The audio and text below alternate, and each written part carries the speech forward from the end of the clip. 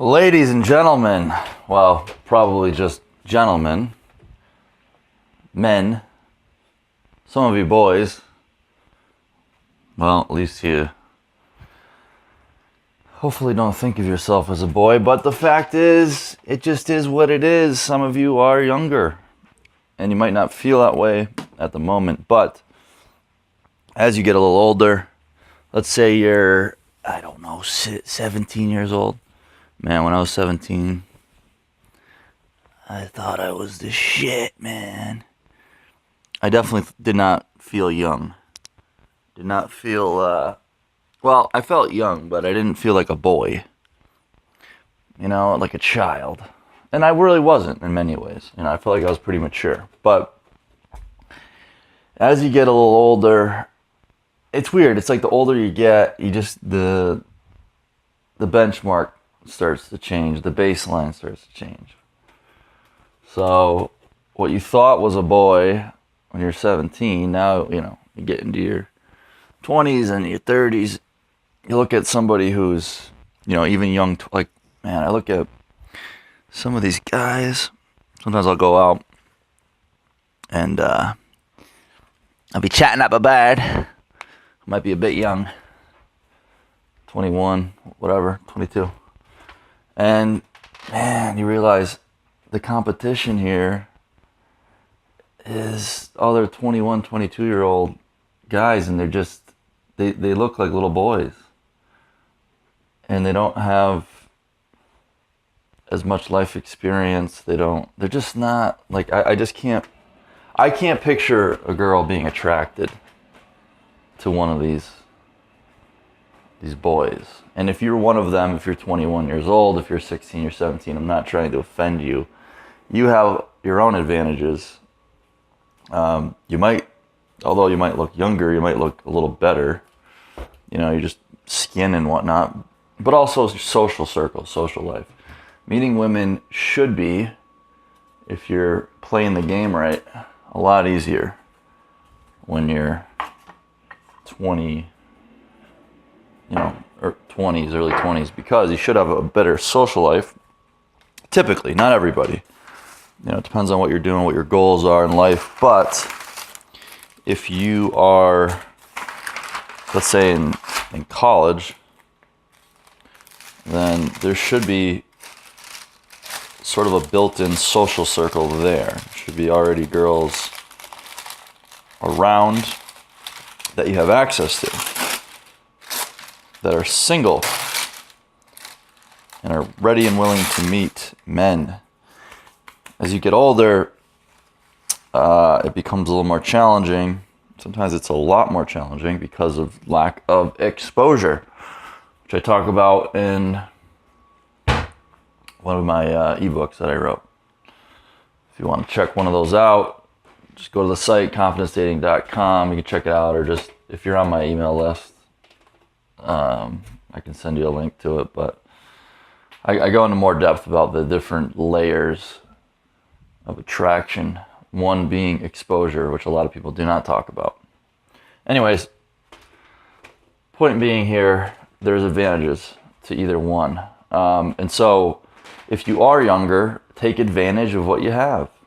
You know, do your best to maximize and utilize the potential of your social circle. If you have one, exposure to girls. Man, you get older, you're working in an office, you know, there's like one good looking girl, maybe two, you know, she might be married. People are getting married and kids and all this shit. There's less options that are in your immediate world. You can, of course, go and, you know, go find women. You can go out and find them. It's not like it's not possible. But you're relying a lot more on cold approach, cold interactions, online dating, or putting a great deal of effort and work into, you know, advanced strategies, if you will. Trying to create a social circle where there isn't one naturally. You have to build it as opposed to it already being there for you to work with. So which for some people is easy, comes natural if you're an extrovert. But if you're really extroverted and very social, you're probably not listening to this anyways. Although maybe you are, and you probably still should. But it's usually people that are a little more introverted that do not naturally feel like putting themselves out there and talking to people that have more challenges with these things. For me, I am, if I did a personality test, I am more introverted. I'm not completely introverted, but I'm more introverted. So I don't, you could see me at times and I could seem very extroverted. I'm talking to everybody, but I kind of have to push myself to get to that point and get like warmed up, and then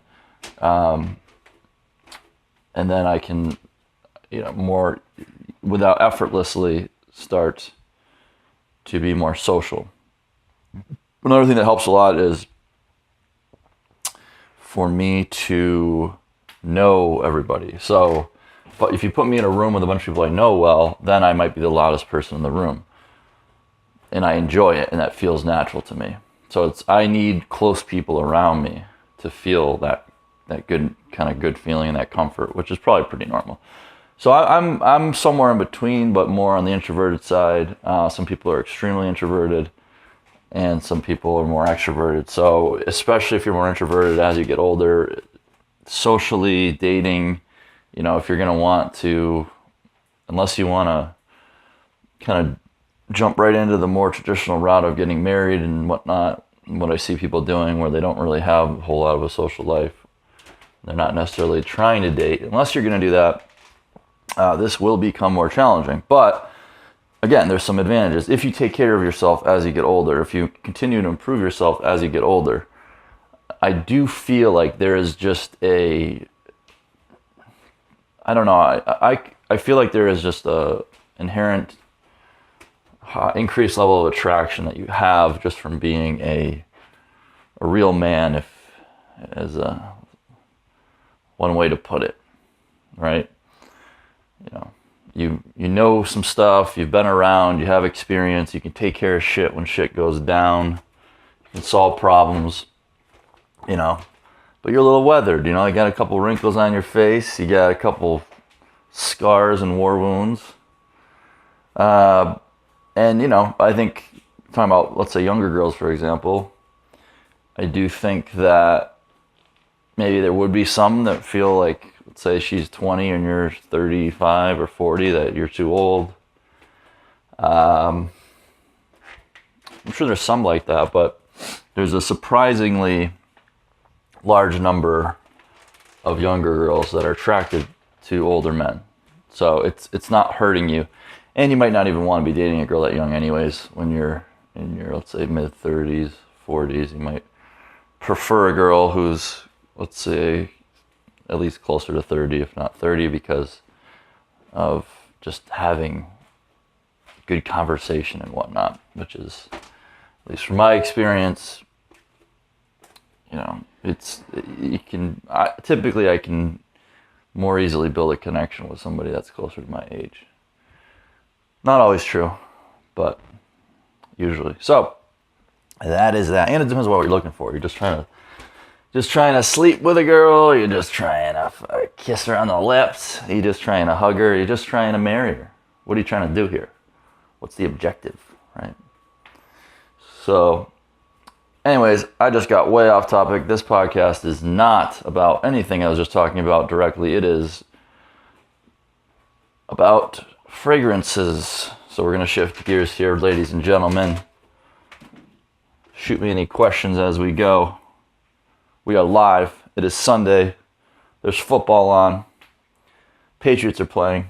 You might not give a shit about the Patriots. I don't really care about sports, but I do like watching the Patriots, and they are winning again.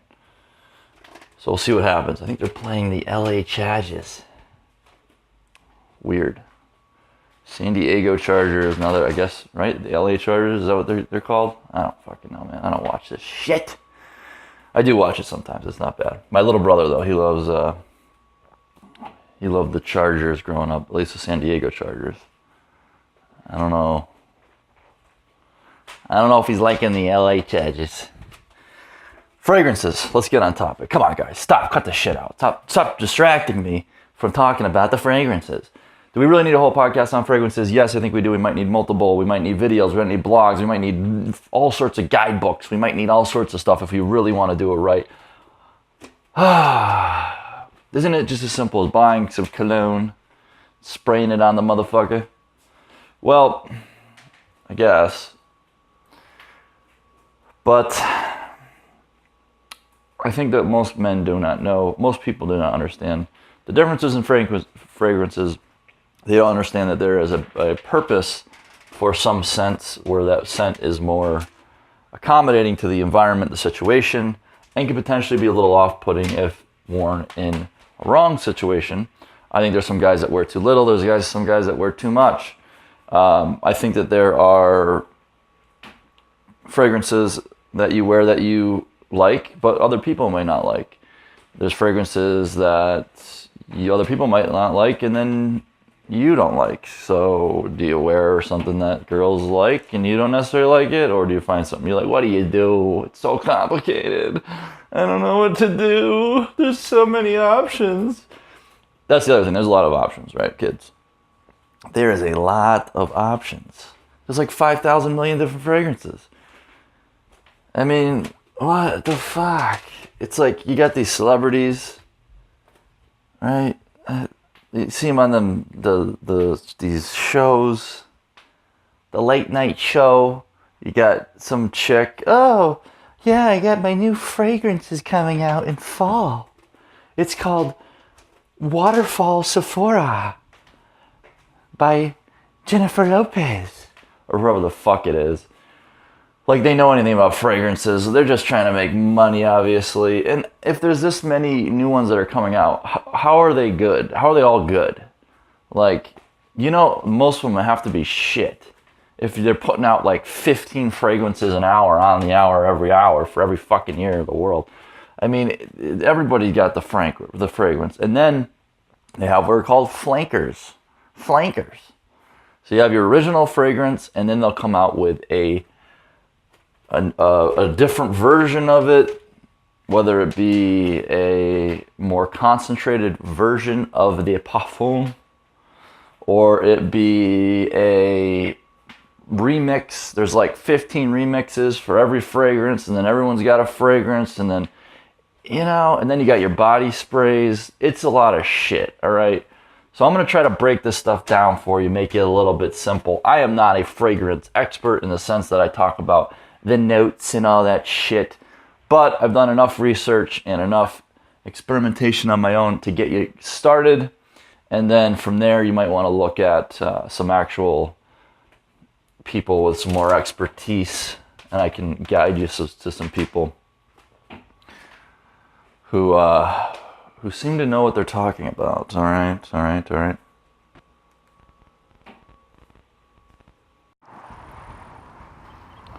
So first, let's take a little look here at the different types of fragrances in terms of concentrations. And then let's also talk a little bit about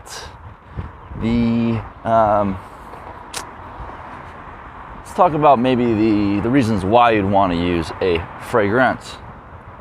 I feel a little gay saying fragrance instead of cologne, or not gay, but feminine. Not that there's anything wrong with being gay, but you know what I'm saying? A little, it's a little feminine, usually, because usually men say the word cologne. And when people are talking about men's fragrances, they are referring to men's cologne.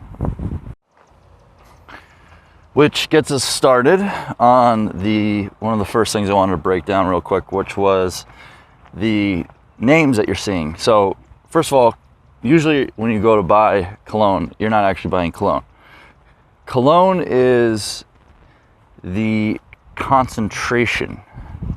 Now again, I'm not an expert, but look, I've been to France.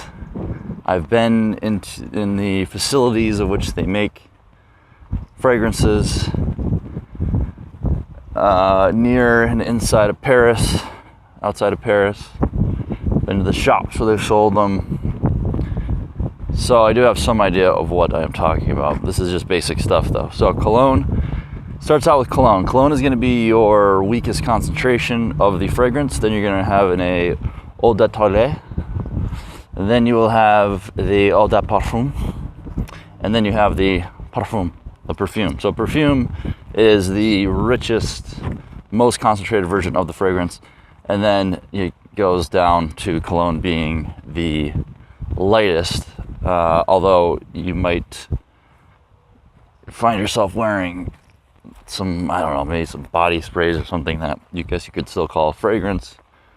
That would probably be a lot lighter, but that is neither here nor there for the moment. So when you go to buy a cologne, you're usually buying an eau de toilette concentration, which is not the strongest, but it's good enough. And then you might see some of those other variations. Sometimes they'll come out with like an eau de parfum concentration. They'll be a little bit stronger, might last longer. So that's number one. Number two, before we get into more details about the different types and whatnot, why? Why would you want to wear a fragrance? Why would you want to wear a cologne? You would want to wear a cologne because it makes you smell better. And if you smell better, girls are going to like you more, right? It's common sense. So should you wear it? I would say yes. The answer is yes, as long as it doesn't bother you in any way. Some people have allergies and whatnot, but if the scent that you're wearing is actually a bit pleasing to you as well, then I would definitely recommend wearing it. The thing about fragrances is it's just one more thing that you can do that is going to help you potentially, and certainly is not going to help you, that does not require any extra effort, very small amount of extra effort. There's a lot of different areas that you can work on when you're trying to become more attractive to women. You have exposure to women. So putting yourself in environments where there are women, that requires work. To, depending on your situation, typically requires some effort, some thought. You have fashion, you have your physical body, making your body look good, your internal body feeling good, becoming more healthy, being psychologically more healthy. There's many things that you can do. Learning conversation skills, right? It goes on and on and on. But pretty much everything requires at least some effort. Whereas spraying a little bit of fragrance on your body requires hardly any effort. The most amount of effort you need is maybe listening to this right now so you can get some basic education, and then trying a couple out that you like, finding one you like, and then taking the 2 to 3 seconds it takes to spray it on your body. But like anything, my friends, like anything, you can screw it up. So let's talk now, part 3, how to wear it. So step one of the how to wear would be first selecting the right one. So you want to find a fragrance that is going to be appropriate for the environment that you are in and the season that you're in. So some are going to work better and they're going to match better, pair better with summertime, some better with the fall, spring, some better with the winter. Some are better in the day, some are better at night. Some will work really well in an office environment. There'll be a safer scent. Some will not. Some may be inappropriate for the office. So you might really love the smell. Girls might even like the smell, but it's just really not appropriate, or it might be too strong, or it might be a little bit too, maybe if it's more of a unique, bold scent, then certain people will like it, some people won't. And you don't want to be putting anyone off at work. We're talking about career and advancement. When you're in those environments, it's preferable to be liked and respected, of course, by more people than less. So in those situations, you want to make sure you have an appropriate fragrance for that as well. Another thing that you want to pay attention to is if the fragrance has more than one use. So there might be fragrances that are more versatile than others. And that might be a really good place to start if you do not currently wear a fragrance. So you find something that you can wear in the office, you can wear out at night, it smells good, it's safe, it's not some crazy strong scent, and you know, probably a little bit more on the lighter side. And that could just be your go-to as you then maybe find other scents that you like for different situations. Okay, so that's number one, is identify the scent that you are purchasing. Find one that you like, but make sure it's also appropriate for when you're going to be wearing it the most. Then the concentration, like I mentioned earlier. So, you know, is it a cologne? Does it say cologne on the bottle? If it is, it's probably not going to perform very well. So don't expect. And it might probably be a bit cheaper. Usually the designer fragrances, the better ones, are, from what I've seen, are typically not in cologne concentration. At least not how they're usually sold. So is this a quality fragrance? And is it the right concentration? Those are things to pay attention to. And once you've identified that, then I would say the next thing to look at is going to be whether other people like it. Okay? So, you know, there's different review sites and whatnot where you can find out if other people like the fragrance. If they like it, particularly women, if you're trying to attract women, then you're in a good starting point. Maybe you want to find a few of those. And then I would say, and I've heard people, you know, discuss counter this, but I think it's then also important that you like it, because you're going to be smelling it. I've heard people say, "Oh, I don't care, as long as it attracts girls or girls like it, then I'm going to wear it. Doesn't matter." Well, all right, do whatever you want, but let's not forget about the fact that a big part of being attractive to women or to anyone is to like yourself, to feel comfortable with yourself, to be in a good mood. So if you like the way you smell as well, that's going to put you in a little bit better of a mood. You're going to feel a little bit better, and you're going to be more attractive in general. So think about that. All right, so you found something that is appropriate for where you're going to wear it. You got the right concentration. You like it. Other people like it. You're good to go, in my opinion. Okay? And now we can move on to the last step, which is going to be putting it on. Putting that motherfucker on your body.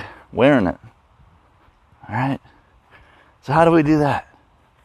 Well, I would say, first, you want to put a little bit of it in your body wash. Your body wash when you're in the shower, right? So you get that in you nice. Then you put a couple drops in the shampoo, rub it right in the hair. That way it soaks into the hair follicles. Yeah. Then when you get out, you want to do 5 sprays at the back of the neck, 5 sprays at the front of the neck. You want to make sure you're getting all the areas where there's more blood flow to the skin, so it projects out. So you get that back of the neck, front of the neck, get your wrist, get the inside of your elbows, inside of your knees. I'd say you go 5 sprays each, 20 to 30 total sprays. Plus you get that nice body wash, get that worked in, get that shampoo worked in. That way you are just, your whole body is layered in the fragrance. Nah, I'm just fucking with you, obviously. Just kidding. Okay. But point being with how to wear is you can wear too little and you can wear too much. I have worn too little. Actually, I'd say for most of the majority of the time that I've worn cologne fragrances, I've never really gotten a ton of compliments because I always kept it on the lighter side. I didn't want to like overdo it. I want to be one of these guys that walks in a room and everybody can smell them. But it was too little to where I never got any compliments, right? So then I had some girls tell me that, and I was like, all right, well, fuck it. Let's do a couple extra sprays. So then I started spraying more, and now I have gotten some compliments. But similar to my exaggeration that I was using as an example, you can overdo it too. So I would say, and remember, there's different concentrations and there's different performance of these things. So you might be good with a few sprays for one, and then you might need more of like 5 or 6 to really smell one.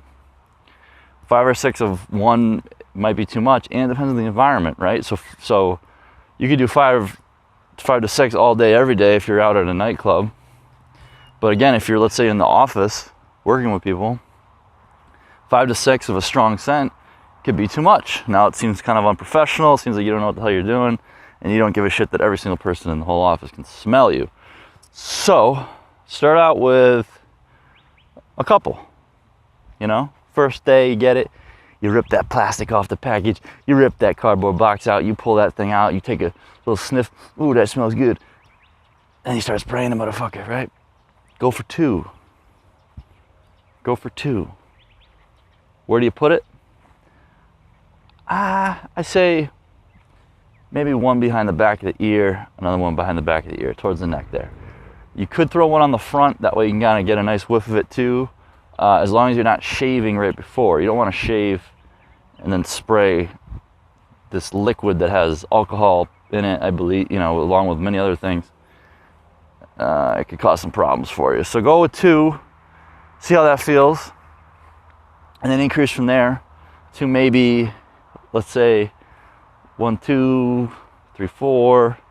I don't know. I think 4 is pretty solid for most situations. But kind of see how it goes from there. You know, if you have something that smells really good, maybe you got a compliment when you're buying it, or maybe the person you're with was like, damn, that smells good, and then no one ever notices it. Maybe try to up it to like 5, I don't know. But again, where are you? Are you working in an office? What are you doing, right? So you got to pay attention to that. But let's say 4, I think 4 would be definitely very solid. People should be able to smell you with 4, and it shouldn't be too much. As a general rule, it shouldn't be too little, shouldn't be too much. Should be just about right, and it should be enough that you can smell it enough. If you're trying one out, that you can really kind of get the feel of it over the course of a day. But again, that could be too much or too little, depending on the situation, depending on the fragrance. So if we're gonna say 4, where do you want to put it?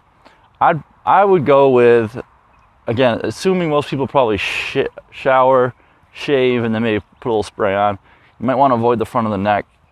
So maybe throw a couple back of the neck, behind the ear, and I would then you could either double that, or you could go, if you have a short sleeve shirt on, you could go inside of the elbows. I like to do that sometimes, or inside of the wrists. The thing with the wrists are that if you're washing your hands a lot, you might wash it off. So you kind of got to be careful with that. I particularly like 2 in the back, 2 in the front.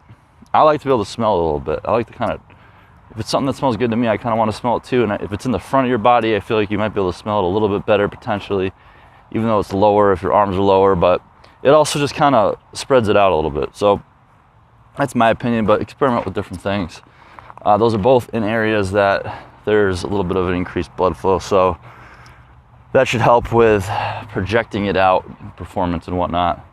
If you just spray it on your clothes, or you do the old spray it up in the air and walk through type of deal, then it's probably not going to perform very well, because it's just soaking into your clothes as opposed to radiating off your body as you move through the day.